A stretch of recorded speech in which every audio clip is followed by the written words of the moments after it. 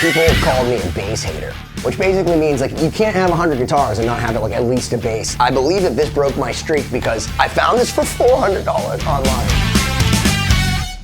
And took one look at it and said, okay, that's worth $400 to me. Short scale, fretless bass with a Bartolini pickup, these hip shot tuners. It's just beautiful wood. You got this zirconia fingerboard that is just insane. The grain on this wood alone just sold me on this. I am a sucker for a slotted headstock. I am. This is a 1970, I want to believe, EBO. So originally it only had this pickup, but this is modded, first off, amazingly and very usefully. This sound right here, kind of farty, but is a really, really cool sound. And for that sound, like that's the Gibson EBO. But somebody put a Fender Precision pickup and a 3-way toggle on this. They did a really good job of it too. And it sounds awesome. How beautiful is this thing?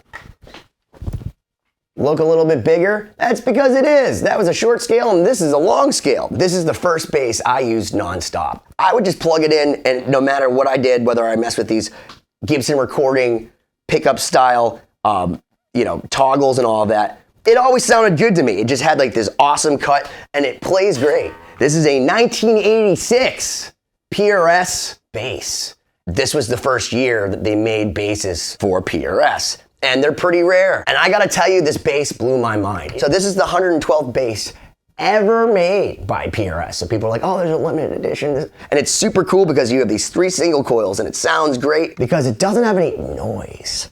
And the reason for that is because there's a dummy coil back here. Very smart, Paul. I wanna say there's only a few hundred of these. This is the rarest model. This is number 110. Someone played so hard that they literally rubbed away the wood. This looks like a 1925 acoustic fretboard, except down here. So someone was really having at it. And this thing sounds incredible. Padula is a really nice high-end instrument that not a lot of people know about, but the people that play bass know that this thing is amazing. Look, every studio has to have a Fender bass. You just have to. It's kind of like the thing. It has its own sound. So me, I'm a little ostentatious, if you hadn't figured it out. I got it because it had a pretty top, and it was the right price. And like every Fender bass, it sounds amazing. So you know it's old, because if it says the Gibson, it's old. Look at the patent mark. Isn't that amazing? The fretboard is lifting up from the side of the neck. So if you see this, it's actually coming apart. There's cracks here and all that, but after 100 years plus, it still plays. This is a 1936 HG00, which HG stands for Hawaiian guitar and 00 is the body style. So it's similar to the L00. So with a Hawaiian guitar, they had a higher nut so that you had to play it like slide. So these had to be converted. They're called conversions to Spanish guitars. So a lot of these were destroyed because the brazing in here is a lot thicker than a lot of the normal guitars, so some people took them out and they just caved in. Some people didn't take the necks off right. So out of the 600 of these that were ever made, probably half of them were destroyed. This one is in dead mint condition and it's one of the best sounding Gibsons I've ever heard. It could be top 3 best acoustics I've ever heard in my life. When I first saw these guitars, I just said, oh my God, I have to have them. I've gone through like 20 LG1s. If you're looking for just a mahogany tone machine, Gibson LG1s are just where it's at. This is a 1947, and this is a 1959. Despite being the same guitar and the same construction, they are both wildly different. Like all the LG1s, almost any Gibson guitar. It's just one of those things where some sound more like this or less like this, but they do have a sound. But they all sound different. 1967 B25 12N. Got this really cool piece down here, but a lot of these had terrible bridges. This one actually has a rosewood bridge versus a plastic bridge. This thing's just a tone machine. And if you want to do that Stairway to Heaven thing, why not on a 1967 Gibson B25? I was showing this to Miles Kennedy last night on 2020 in my podcast because it's Gambale tuning. This is a 1972 SJ Deluxe. The Gambale tuning is basically A standard, so you tune it up to A, but the top 2 strings are an octave down. So it's like reverse cowboy or Nashville tuning. So it has like different voices for the same chords that you're used to playing. So this is a bar chord.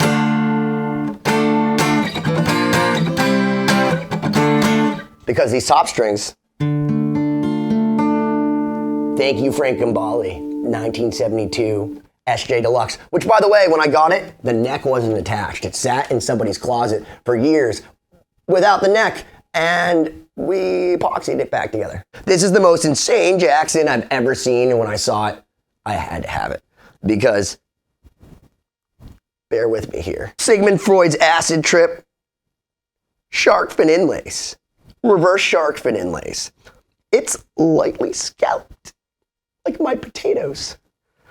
And it's just insane. Like, this is a kill 20 when I say kill, it's not a kill switch. It's like a 20 decibel kill switch. And by kill, I mean like 20 decibels of noise to your ear. And the funny part is the engage position is up, because why would you ever push it down? All right, this thing wins for the most ostentatious, ridiculous custom model ever made, especially out of Japan Fender. It has the split Seymour Duncan pickups. It has a gold Fleck pickguard. I believe they only made 500 of them. It's literally over 10 pounds because it's solid maple. Gold hardware, sparkle inlays, reverse large headstock, which by the way, these strings come off all the time, so that's like cool looking, but whatever. It has, this is not black, it's green sparkle. Again, they call it like it's like a deep green sparkle. Still has the cover, the little piece of tape to keep it on, because this is a collector's guitar. This we've dated to about 1863, I believe. Condition is just outrageous. Has a piece of Brazilian rosewood down the center of it with this coin, which at the time was actually patented. It was patented. It says it down here. These are actual locking tuners, these machines right here. So I think that these are the oldest locking tuners ever. Each one of these tuning heads is engraved. So the work that went into this, just bananas. This is a 10 top 1988 custom 24 PRS. This is a custom 24 1988 PRS, but a solid black top. And believe it or not, a lot of the solid colors are rarer, especially for the custom 24s, because they made the standard. But this actually has a maple top, as you can see in the side. Both sound amazing. Sweet switch era, short heel, love it.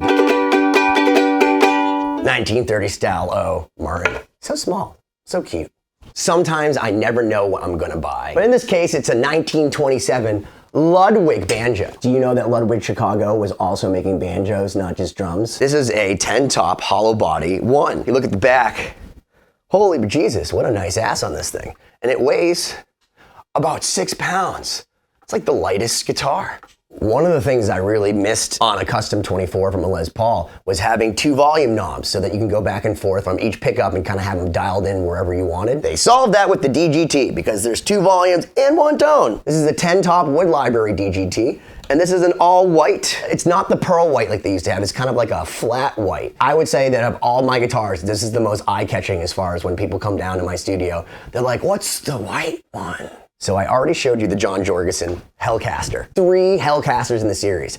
And this is the Jerry Donahue, and this is the Will Ray. This one, I've been told that less than 250 were made. So somebody actually hand applied 18 karat gold to this guitar, and it has a B bender. Google that. This knob here is only a 2-way toggle that makes it go from Strat to Tele pickups. So basically you've like a Strat Tele hybrid from Fender. Kind of cool. All 3, much cooler together. Here it is, 3 AGI humbuckers in a Strat with a piezo bridge. So you can play acoustic on it. Weird. So in 2008, Gibson did this Guitar of the Month thing. 2 of them were the 50th anniversary Explorer and the 50th anniversary Flying V. 250 were in the continental US and 250 were sent overseas. These both came from Japan. And man, they're super cool. They're kind of like the supreme version of the Flying V and the Explorer because they have ebony fretboards, split block inlays like the Super 400. But look at these crazy tuners. Look at these crazy tuners. They're 18-to-1 Steinberg. They're 18-to-1 Steinberger tuners. So talk about a weird homage, having the strangest tuners, split block inlays like a Super 400, and this custom color brimstone burst. But what's very interesting is look at the headstock. It's called the Gibson Art Deco logo. And It's supposedly from Ted McCarty's notes from the 50s, and they never used it. And it's only on this guitar. So the fact that this headstock is completely unique to this guitar makes it much more valuable. And this is number 295.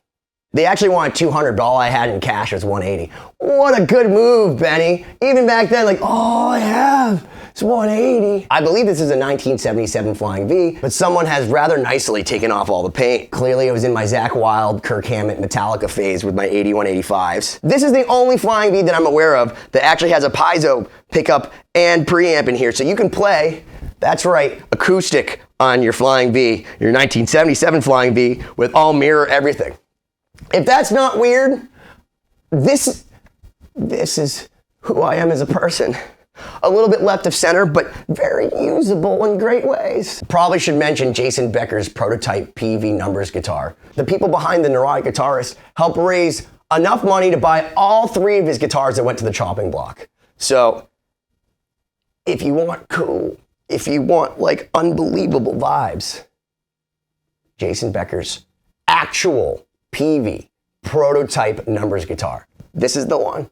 You can see his thumbprint right there. Here's an iced tea burst, and here's a butterscotch Gibson Elegant, which has ebony fretboards, which I love, and abalone inlays. So anyone that knows me knows that I love a mollusk, but in particular, I love abalone on Gibson. And these both have just beautiful tops. And it's cool to see the Les Paul standard inlay on an ebony fretboard. And this is a very, very rare custom shop circle logo that you only see for a short period of time. This is a 2001. I've been seeing more and more of these online because people are probably depressed, and this is the blood that they feel with all the black hardware. It's so dark, it's so emo, they don't get me. And then it has this flamed black neck with a black back. Because this is a metal guitar, the Blood Moon. This is the Buckethead guitar. Oh my God, it's a 24 fret baritone Les Paul with 2 Atari style kill switches. What the heck? And by the way, just by comparison to a normal size Les Paul, look at this thing. It's a behemoth.